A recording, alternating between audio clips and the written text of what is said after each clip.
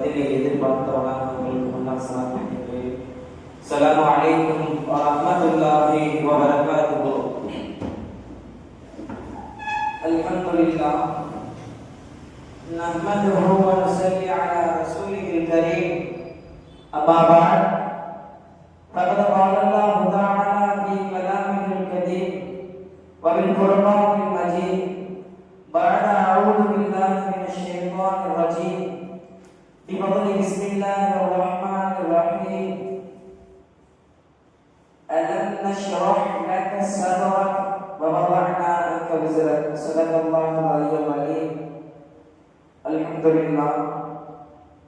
எல்லாம் அந்த அல்லாஹ்வின் அன்பும் மேலான கருணையும் நமக்கெல்லாம் வந்து சேரட்டுமாக.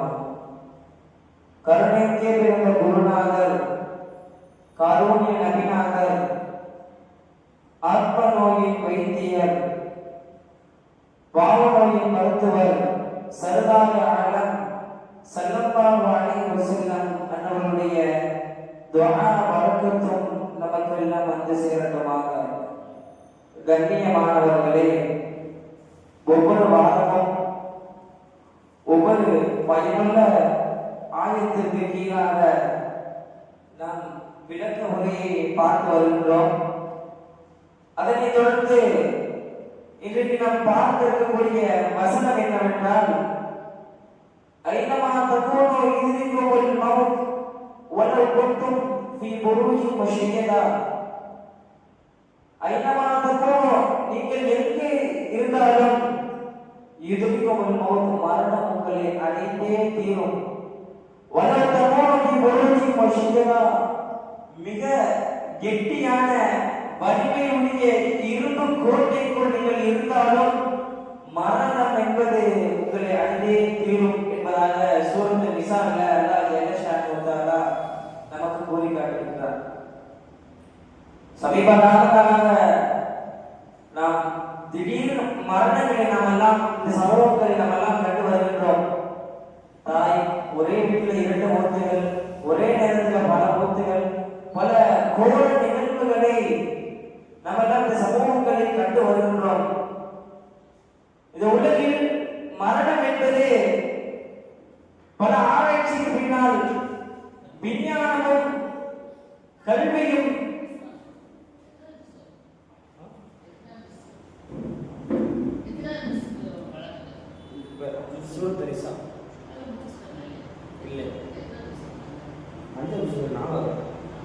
இன்னும் முடிகிற இன்னொரு பாக்கி இருக்கு மிச்சம் இல்லையே. இன்னும் 2 பேலன்ஸ் இருக்கு.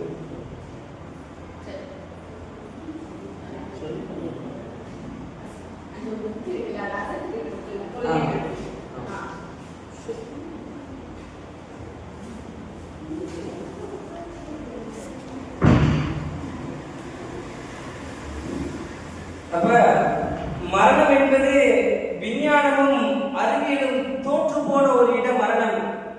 எவ்வித விஞ்ஞானத்தாலும் எவ்வித கல்வி ஆற்றலாலும் ஒருவனுக்கு மரணம் எப்ப வரும் என்பதை யாரும் கணிக்க முடியாது. அல்லாஹ்வை தவிர இந்த உலகில் யாராலும் ஒருவனுக்கு மரணம் என்பது இந்த தேதியில் இந்த டயத்தில் வரும் யாராலும் சொல்லிட முடியாது. ஆனால் உலகில் பிறந்த எல்லாருக்கும் மரணம் என்பதே நிச்சயம், அது யாராலையும் மறுக்க முடியாத ஒரு விஷயமாக இருக்கிறது.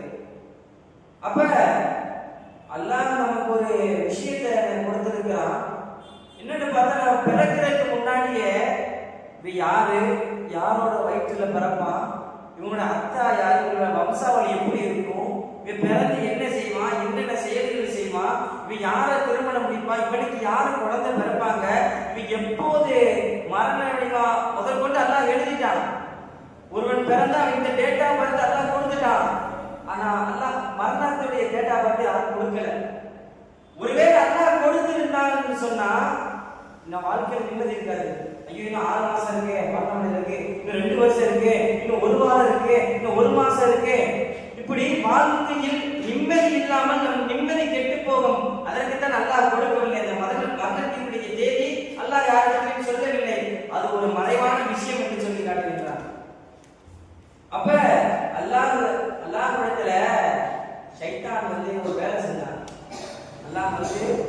அல்லாஹ் சைத்தான் போய் வார்த்தை சொன்னான், உன்னுடைய அடியார்களை என்னால் வழிகெடுக்க முடியும், ஏன்டா அதுக்கு சக்தி இருக்குன்னு போய் சைத்தான் வந்து அல்லாஹ் சொல்றான்.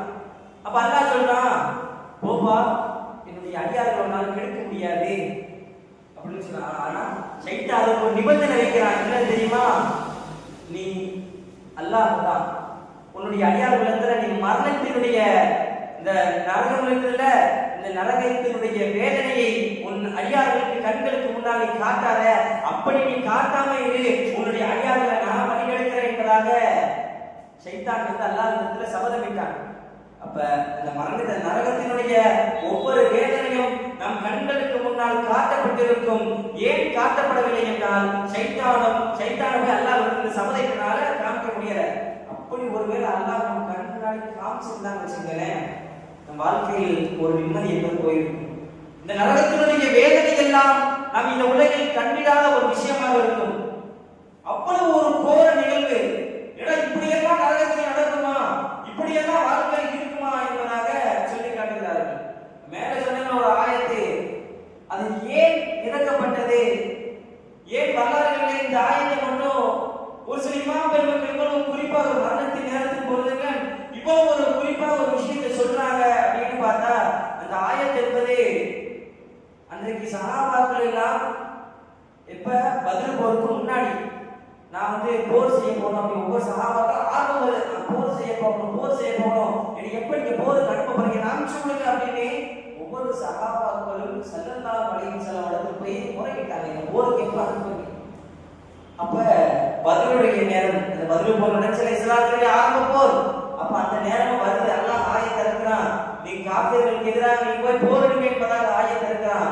அப்ப இதை பற்றி சஹாபாக்கள் மத்தியில ரசூலுல்லாஹ் சொன்னோனே ஒரு சில சஹாபாக்களுக்கு தயக்கம் ஏற்படுது. யார் யாரெல்லாம் சொன்னாங்களோ என்ன போரை கட்டுங்க யார் யாரெல்லாம் சொன்னாங்களோ அவங்களுக்கு எல்லாம் ஒரு தயக்கம் ஏற்படுது. என்னன்னு தெரியுமா?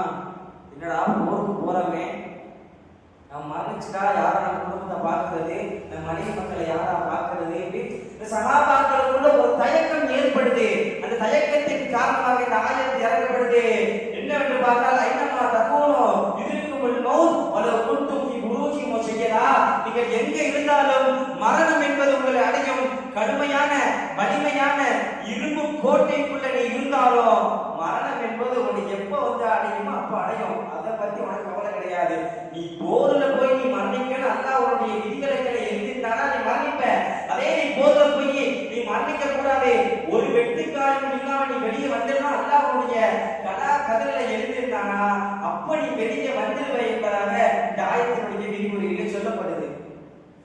இப்ப பெரியார்கள் எல்லாம் மரணத்தினுடைய ஆயத்தை பற்றி நினைவு கூறும்போது ஒரு ஆயத்தை சொல்லுவாங்க. எப்படி சொல்லுவாங்க?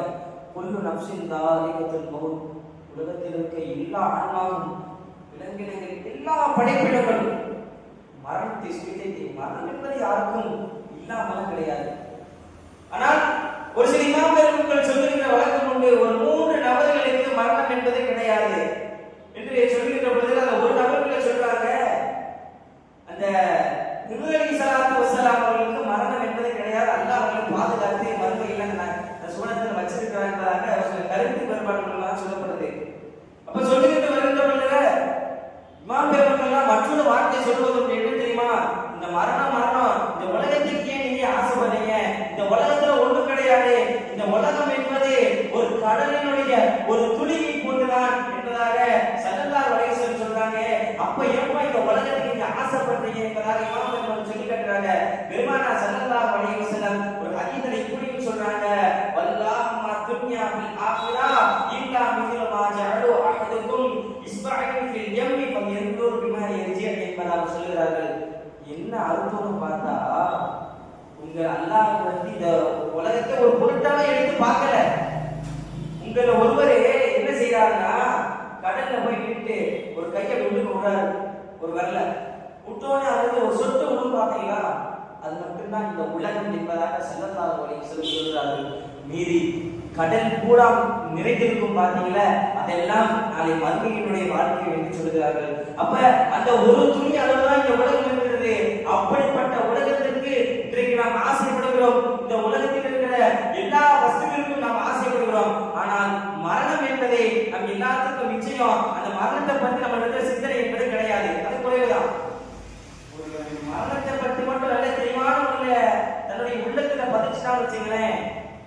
செய்ய தவறு என்பது நம்ம வாழ்க்கையில் நடைபெறாது. இப்ப சமீப காலங்களால ஒரு 3 வாரத்துக்கு முன்னாடி ஒட்டுமொத்த உலகை உலுக்கிய ஒரு நிகழ்வு நடந்தது. குஜராத்ல அகமதாபாத்ல அந்த கல்லூரி மருத்துவக் கல்லூரி மீது ஏர் இந்தியா விமானம் பாய்ந்த ஒரு நிகழ்வு ஒட்டுமொத்த உலகை அதனுடைய சிறப்பம்சங்கள் இந்த ஆயத்திற்கு சொன்ன ஒரு ஏற்றமாக இருக்கும். அதனால் சொல்லுகின்றேன், அந்த விமானத்தினுடைய சிறப்பம்சங்களை பார்க்கும் பொழுது அதை வந்தது 1990களில் வந்த விமானம். அவ்வளவு வந்த காலங்கள்ல அவ்வளவு ஒரு பேர் போன மிகவும் பாதுகாப்பான விமானம் என்று சொல்லப்படுது. ஆனால் அன்றைக்கு அந்த விமானங்களை ஓட்டி சென்ற பையன், அந்த விமானி ஓட்டியும் 20 வயது, 20 வருஷம், சுமார் 20 வருஷம் திறமை வாய்ந்த பையன் விமான ஓட்டி என்று சொல்லப்படுது. ஆனா அல்லாஹ்வுடைய நாட்டில் பாருங்களேன், என்னதான் இவ்வளவு சிறப்பம்சம் வாய்ந்த விமானங்களா இருந்தாலும் 20-25 வருடங்களுக்கு மேலாக விமான ஓட்டிகளாக இருந்தாலும் நீங்க எவ்வளவுதான் பாதுகாப்பான விமானம் என்று சொன்னாலும் அல்லாஹ் மரணம் எங்கிருந்தாலும் கொடுப்பான்னு சொல்லி காட்டுறானே, அதுக்கு இதான் உதாரணம். சின்ன சின்ன குழந்தைகள், குடும்பத்தார்கள் தன்னுடைய அத்தாவுடைய வஃபாத்துக்கு போயிட்டு வர ஒரு நபரு இப்படி மாத்தி மாத்தி சொல்றாங்க. ஒவ்வொருவரும் சொல்றாங்க, நாங்க திரும்பி எங்க ஊருக்கு போக போறோம்னு சொன்னாங்க. வீடியோல எடுத்து திறந்து குஜராத்ல இருந்து அகமதாபாத்ல லண்டனுக்கு போற ஃபிளைட், அவ்வளவு ஒரு பாதுகாப்பான ஃபிளைட், எல்லாத்தையும் செக்கிங் பண்ணி அனுப்புறாங்க. ஆனா ஃபிளைட் வானில ஏறி 5 செகண்ட் அது க்ளோஸ் ஆயிடுது. அதான் அல்லாஹ் சொல்லி காட்டுறாப்பா, நீங்க எவ்வளவு ஒரு பாதுகாப்பான இடத்துல இருந்தாலும் மரணம் உங்களை அடைந்தே தீரும். ஆனா அந்த நிகழ்வுல ஒரு சம்பவத்தை பாருங்களேன், அல்லாஹ் ஒருவரை வைத்து அல்லாஹ் தப்பிக்க வச்சுட்டான்.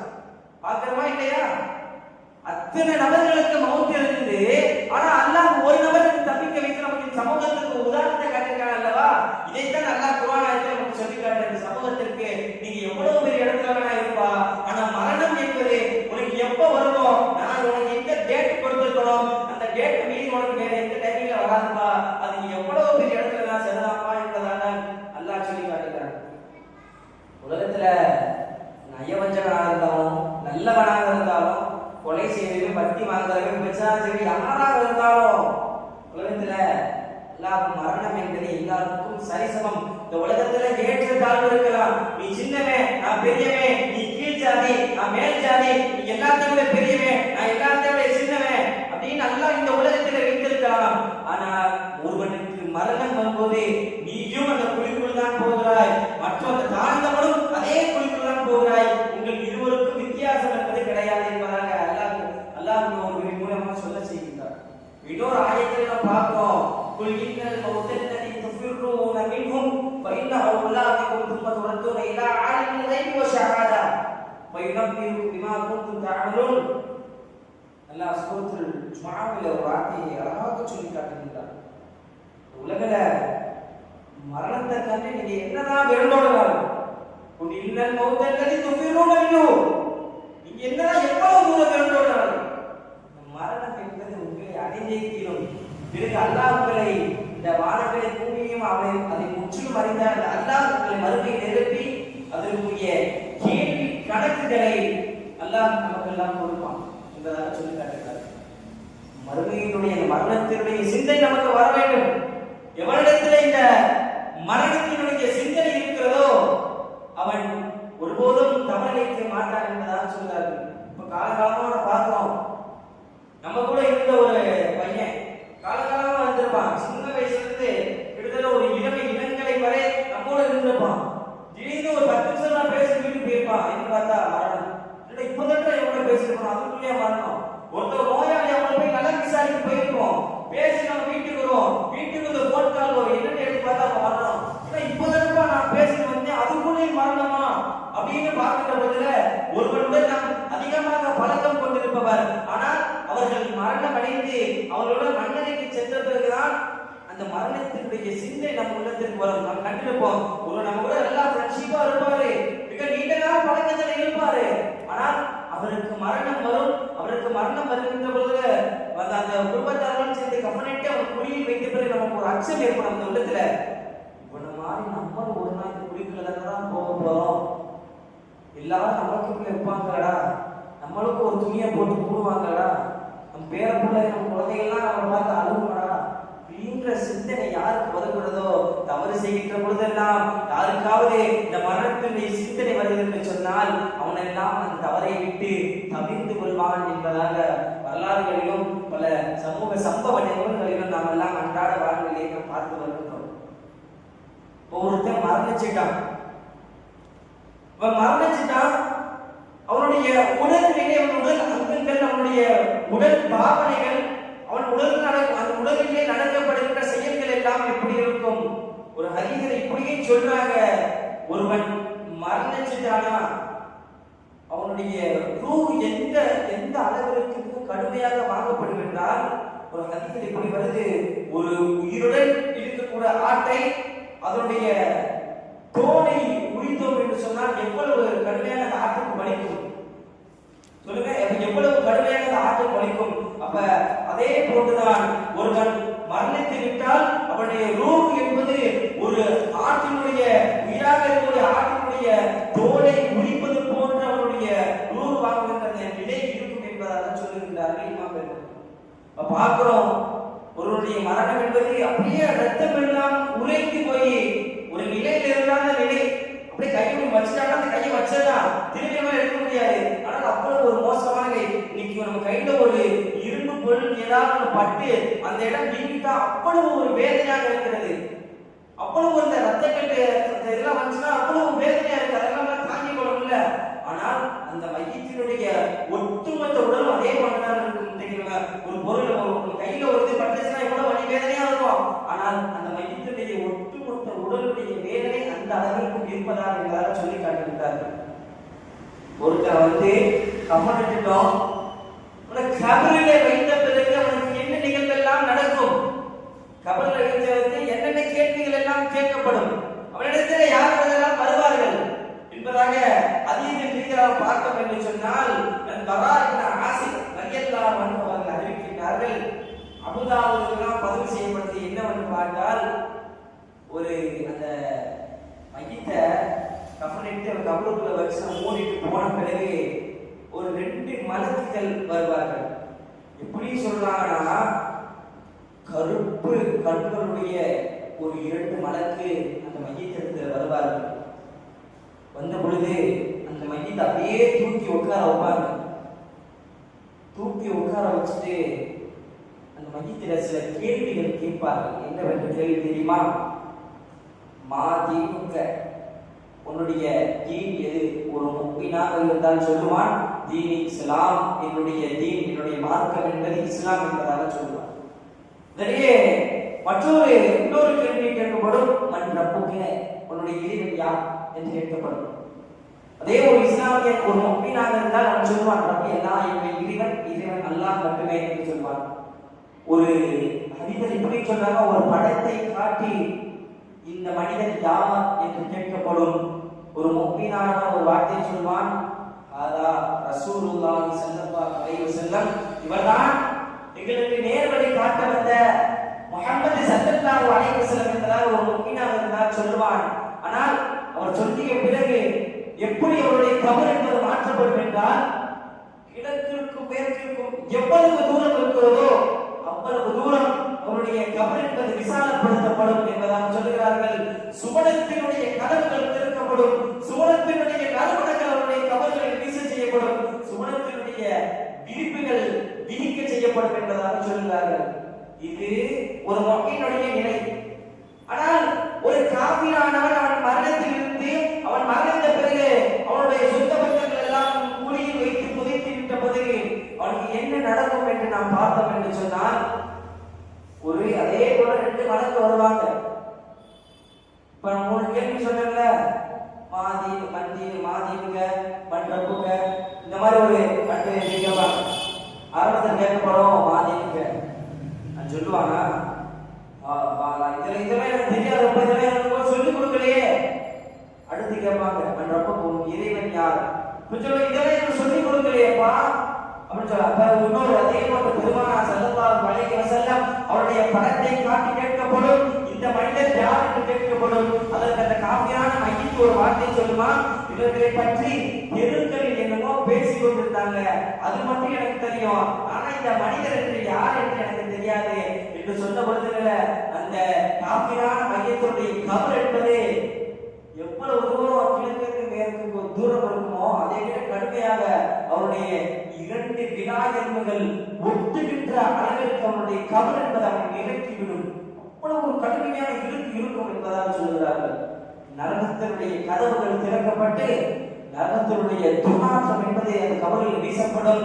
நரகத்தினுடைய விரிப்புகள் விரிக்கப்படும் என்பதாக சொல்கிறார்கள். ஒரு சம்பட்டி எடுத்துள்ளார்கள். மற்றொரு வழக்கில் ஒரு சம்பட்டியை எடுத்து வந்து அவருடைய தலையில் ஒரே அடித்த உடனே அவனுடைய தலையெல்லாம் செஞ்சு அவருடைய சிதறிவிடும். மறுபடியும் நல்லா உண்மை கொடுப்பார். அந்த கபரில் வைத்து திரும்பி அடிக்கப்படும்.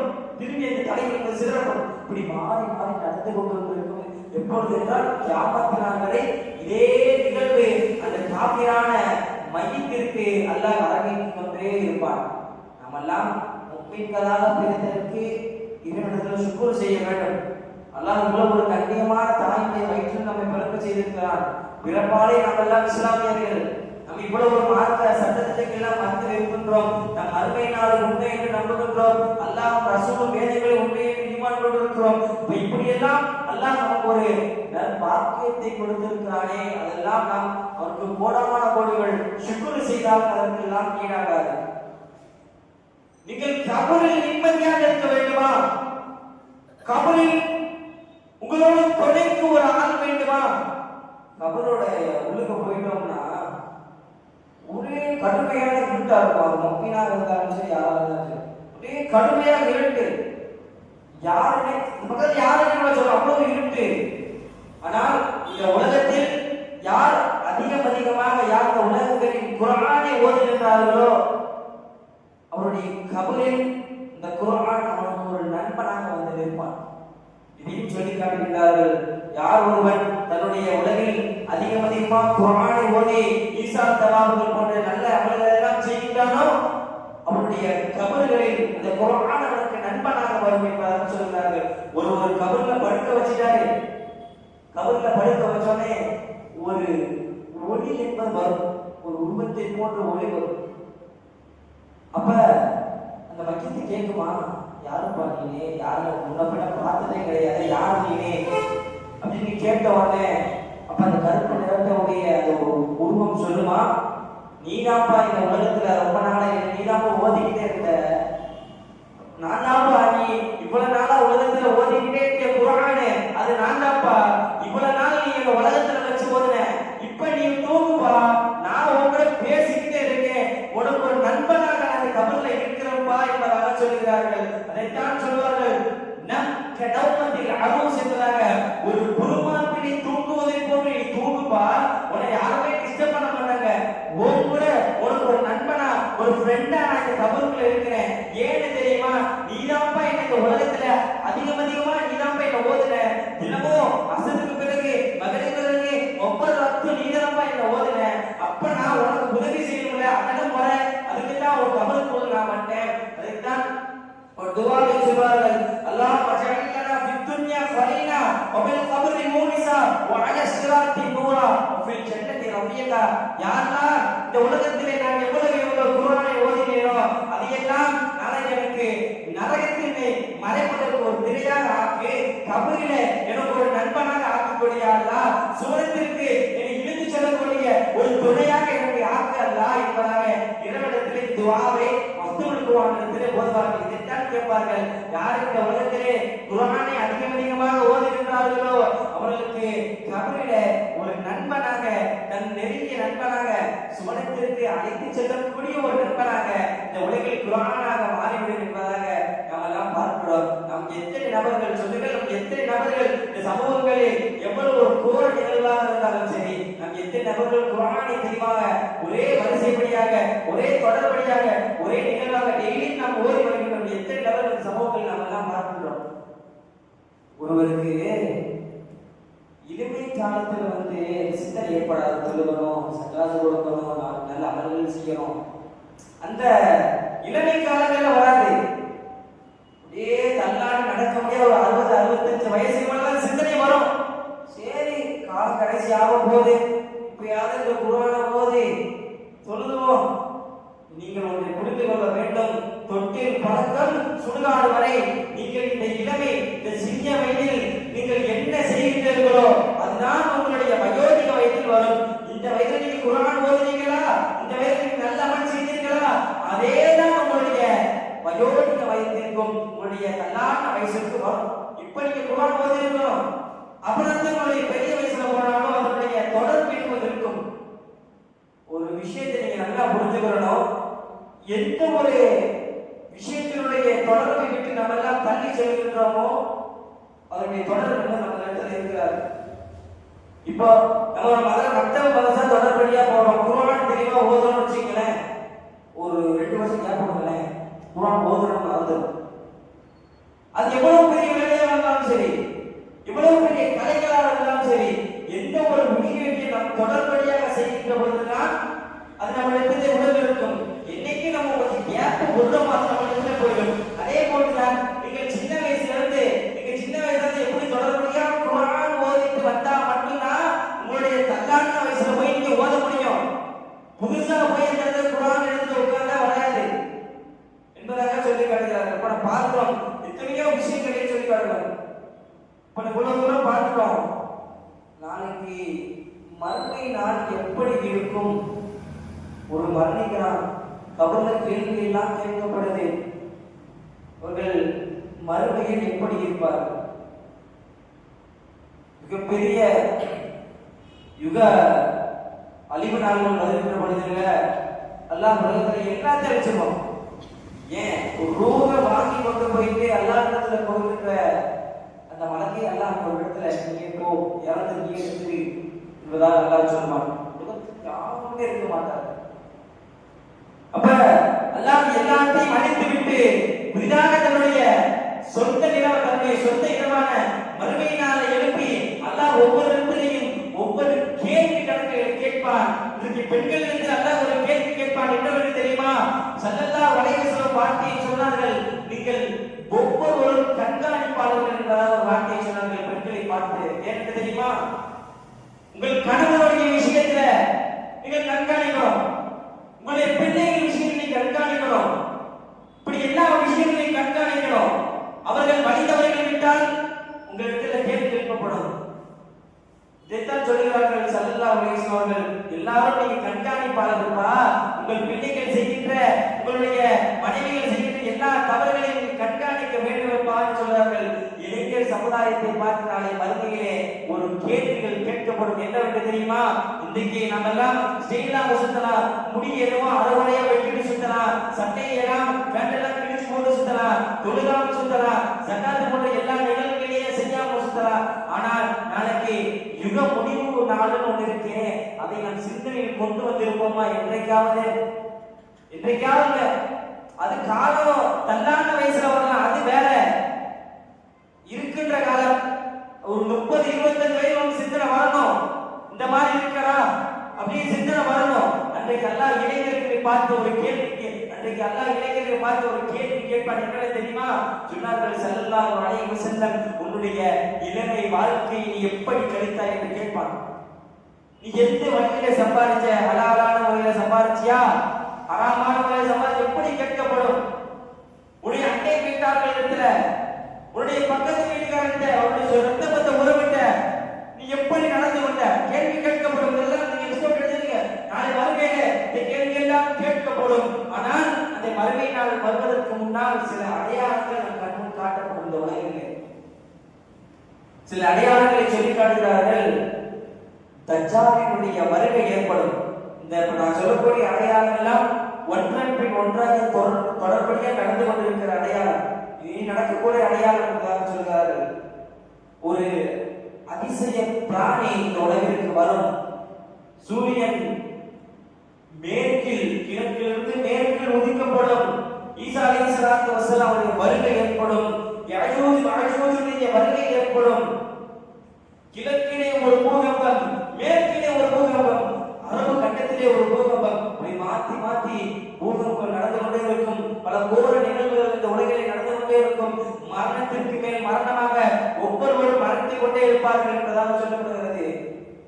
சமூகங்களே, இந்த உலகில் நடுநடுங்கி போயிருக்கக்கூடிய ஒரு மறுமை நாளுடைய அடையாளம் என்னவென்றால் பெருமான ஸல்லல்லாஹு அலைஹி வஸல்லம் ஹதீஸிலே சொன்னார்கள், இப்படி சொல்கிறார்கள், ஒரு போர் முடிய மறுப்போர், ஒரு போர் முடிய மறுப்போர், இப்படி ஒரு போர் முடிய மறுப்போர் கிட்டத்தட்ட மறுமை நாள் வரை நடந்து கொண்டிருக்கும் என்று சொன்னார்கள். நாம் பார்க்கிறோம், ஸல்லல்லாஹு அலைஹி வஸல்லம் அவருடைய காலத்தில் ஆரம்பித்த போர் இன்றைக்கு உலகத்தில் ஏதோ ஒரு மூலையில் இன்றைய வரை நடந்து கொண்டிருக்கிறாங்க. அன்றாட வாழ்வை நாம் கவனித்துக் கொண்டிருக்கிறோம். ஆரம்பத்தில் இஸ்ரேலும் பலஸ்தீன் போர் நடந்தது. அதற்கு அடுத்ததாக இந்தியா பாகிஸ்தான் போர் ஆரம்பிச்சாங்க. அதற்கு இப்ப இஸ்ரேலும் ஈரான் தொடங்கியிருக்கு. அடுத்து இன்னும் எந்த நாடு வரப்போதும் தெரியல. ஆனால் ஒரு போர் முடிய மறுப்போர் என்பதை நாம் அன்றாட வாழ்வில் கண்டு கொண்டிருக்கிறோம். இதெல்லாம் மறுமை நாளுடைய அடையாளம் என்பதாக சொன்னார்கள் ஸல்லல்லாஹு அலைஹி வஸல்லம் அவர்கள். பூர்வ அன்றாட வாழ்வில் ஒரு மய்யித்து இருக்கக்கூடிய வீட்டுல மய்யித்து மரணிச்சுட்டாங்கன்னா ஒரு இருக்கக்கூடிய வீட்டுல ஒரு சில இப்ப உதாரணமா சொல்ல போனா ஃபாத்திஹா ஓதலாமா அப்படின்னு சில பேர் கேட்பாங்க. அதனுடைய அகீதாக்கள் என்ன, அதனுடைய வழிமுறைகள், மார்க்க கொள்கைகள் என்ன, ஓதலாமா ஓதக்கூடாதா என்று பார்த்தால் ஓதலாம். பெருமானார் ஸல்லல்லாஹு அலைஹி வஸல்லம் அனுமதித்திருக்கிறார்கள். எப்படி என்று பார்த்தால் நபி ஸல்லல்லாஹு அலைஹி வஸல்லம் அவர்களிடத்துல ஒரு பெண்மணி வந்து கேட்பாங்க, யா ரசூலல்லாஹ், அல்லாஹ்வுடைய தூதரே, என்னுடைய தாயார் ஹஜ்ஜுக்கு போகணும்னு நினைச்சாங்க. அவர்களெல்லாம் போக முடியல, நடுவுலே மரணம் வந்துருச்சு. இப்ப என்ன செய்யணும் அப்படின்னு கேட்ட பொழுதுல அதுக்கு பெருமானார் ஸல்லல்லாஹு அலைஹி வஸல்லம் வார்த்தை சொன்னார்கள், அவர்களுக்கு பதிலாக நீங்கள் ஹஜ் செய்யுங்கள்.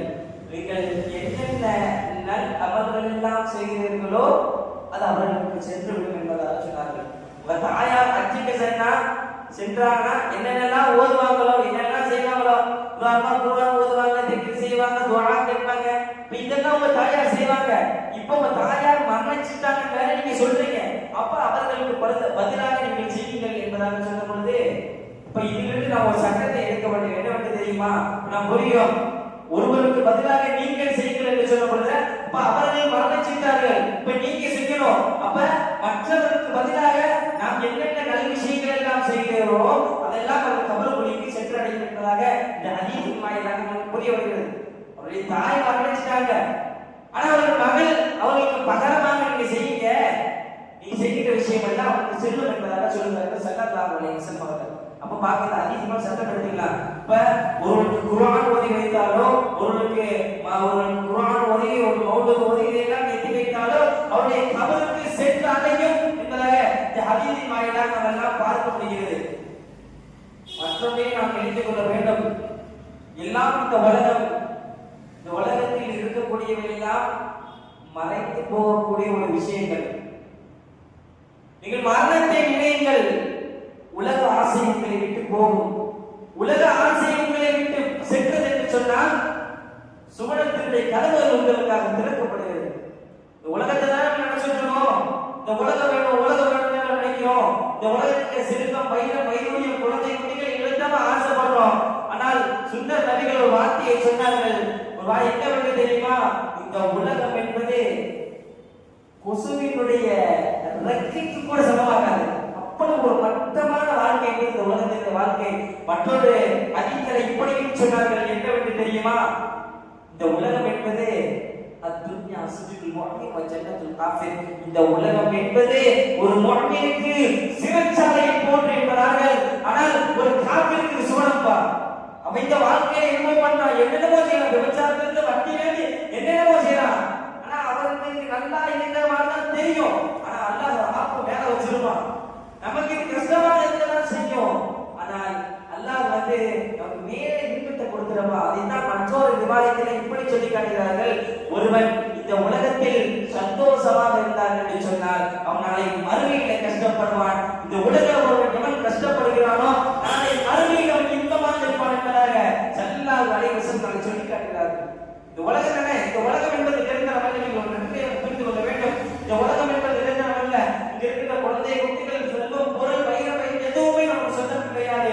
நமக்கு சொந்தமாக இருப்பதெல்லாம் நாளை மறுமையுடைய வாழ்க்கை தான். அதையெல்லாம் நம்முடைய சிந்தையை நாம் எல்லாம் கொண்டு வர வேண்டும்.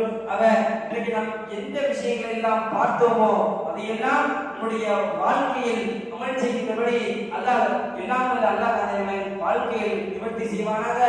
மரணத்தினுடைய சிந்தனையை ஒவ்வொருவரையும் அல்லாஹ் நமக்கு ஊட்டிக் கொண்டே இருப்பானாக. வாழும் காலமெல்லாம் ஈமானோடு இருந்து ஈமானோடு மரணிக்கக்கூடிய பாக்கியத்தை அல்லாஹ் நமக்கு தருவானாக.